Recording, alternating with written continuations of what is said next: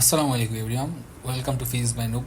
আচ্ছা, আমাদের সবার একটা কনফিউশন হয় যে তড়িৎ প্রবাহের তো দিক আছে, প্লাস থেকে নেগেটিভের দিকে তড়িৎ প্রবাহ যাচ্ছে, কিন্তু তড়িৎ প্রবাহকে আমরা কেন ভেক্টর রাশি না বলে স্কেলার রাশি বলতেছি?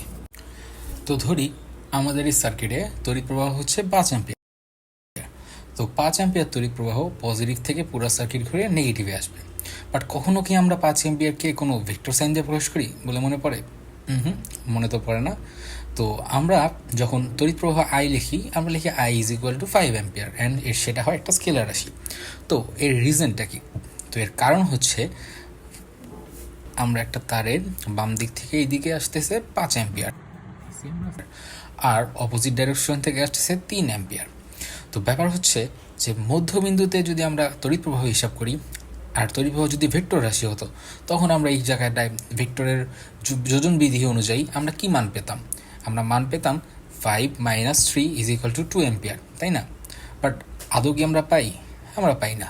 আমরা নর্মালি এখানে কার্শফের ল হিসেবে পাই যে 3 অ্যাম্পিয়ার প্লাস 5 অ্যাম্পিয়ার যোগফল হয়ে, তো এখানে যোগফল হয়ে টোটাল মান আসলো 8 অ্যাম্পিয়ার।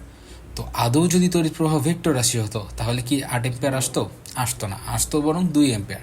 তাই আমরা বলতে পারি যে তড়িৎ প্রবাহ ভেক্টরের যোজন নিয়ম মানে না, দ্যাটস ওয়াই তড়িৎ প্রবাহ ভেক্টর রাশি না, বরং এটা একটা স্কেলার রাশি।